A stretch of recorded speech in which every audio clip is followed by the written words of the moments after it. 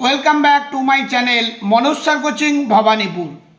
Waste Bengal Council of Higher Secondary एडुकेशनर अर्थात उच्च माध्यमिक परीक्षाय जे समस्त छात्र छात्री क्लास 12 एनवायरनमेंटल स्टाडिज अर्थात ईवीएस सब्जेक्ट रेखेছো तादेर जन्य এই ভিডিওতে আমি लास्ट मिनिट সাজেশন হিসেবে 8 মার্কের যে 5টি প্রশ্নের উত্তর করতে হয় এবং এসএকিউ 1 মার্কের সেগুলোর আনসার আমি उत्तर प्रश्न इत्यादि নিয়ে আলোচনা করব এই ভিডিওতে। তোমরা এই প্রশ্নগুলো দেখো এবং তৈরি করো। একেবারে নিশ্চিতভাবে বলছি এগুলোর মধ্যে তোমরা প্রশ্ন পরীক্ষায় কমন পাবেই পাবে। এটা আমার লাস্ট মিনিট সাজেশন। যারা আমার এই চ্যানেলে নতুন তারা मनोज सर कोचिंग भवानीपुर चैनलटी सबस्क्राइब करो, लाइक करो एवं शेयर करो। प्रतिटी चैप्टार बेसिसे आमी प्रश्न तैरी करे दिएछि। प्रथमे जीव वैचित्र्य जे चैप्टारटी रयेछे सेखान थेके जे प्रश्नगुलो तोमरा पढ़बे। 1 नम्बर जीव वैचित्र्य विनाशेर कारणगुली आलोचना करो। 2 नम्बर प्राकृतिक भारसाम्य रक्षाय जीव वैचित्र्येर भूमिका आलोचना करो। 3 नम्बर এই চ্যাপ্টারের लास्ट प्रश्न वन्य जीवेर व्यवसा जीव वैचित्र्येर उपर की प्रभाव विस्तार करे, अर्थनैतिक उन्नयने जीव वैचित्र्येर भूमिका लेखो। तोमरा अनेक साजेशनই देखते पाबे किन्तु ताते प्रचुर संख्यक प्रश्न देवा थाके किन्तु आमी निश्चित भावे अल्प कयेकटी प्रश्न दिलाम, तोमरा एगुलोर मध्य कमन पाबेई पाबे। 2 नम्बर चैप्टारे जाई परिवेश व्यवस्थापना। परिवेश व्यवस्थापना थेके 8 मार्केर जन्य जे प्रश्न पड़बे 1 नम्बर परिवेश सुरक्षा आईन 1996 विषये टीका लेखो।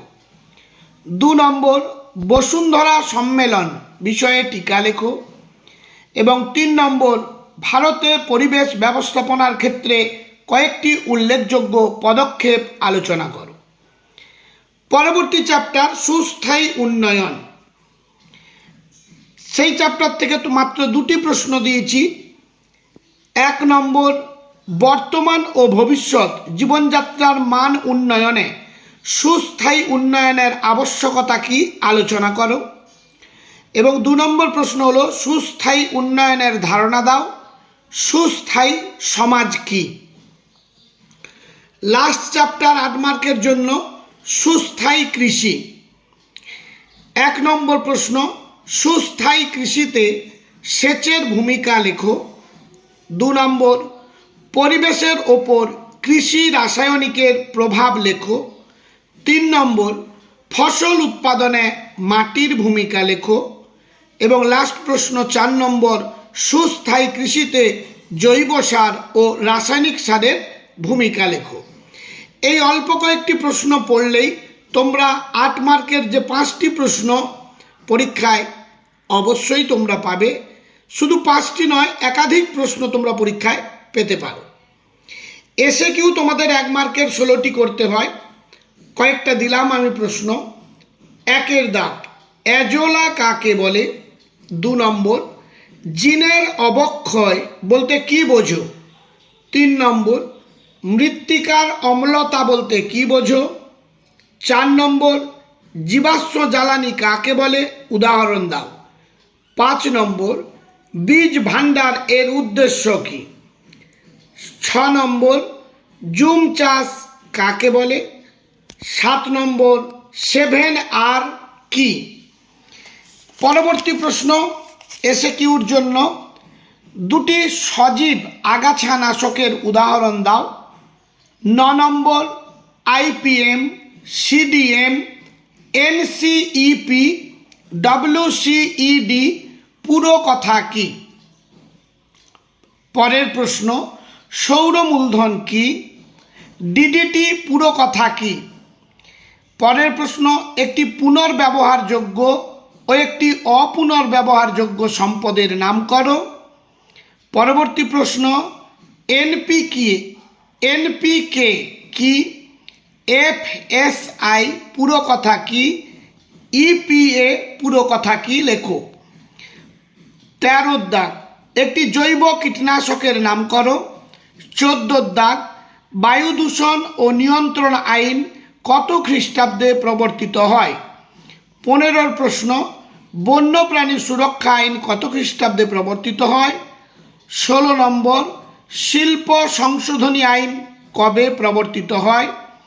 17 নম্বর, জল দূষণ ও নিয়ন্ত্রণ আইন কত খ্রিস্টাব্দে গৃহীত হয়। 18 নম্বর, ভারতে ব্যাঘ্র প্রকল্প কবে গৃহীত হয়েছে। হস্তি প্রকল্প কবে চালু হয়। 19 নম্বরের প্রশ্ন, বন সংরক্ষণ আইন কত খ্রিস্টাব্দে প্রবর্তিত হয়। 20 নম্বর, ভারতীয় কীটনাশক আইন কত খ্রিস্টাব্দে প্রবর্তিত হয়।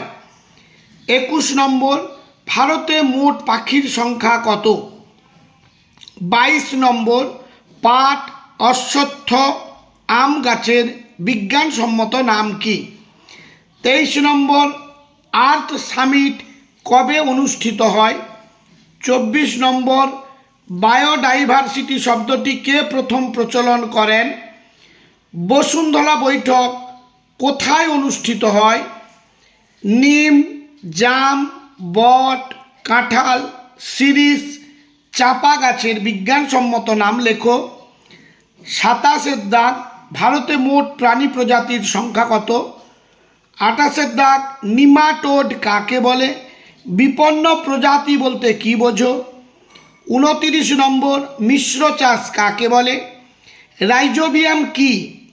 30 নম্বর, পরিবেশে নীলাভ সবুজ শৈবালের গুরুত্ব কি। 31 নম্বর, লেগুম জাতীয় উদ্ভিদের উদাহরণ দাও। 32 নম্বর, হিউমাস কাকে বলে।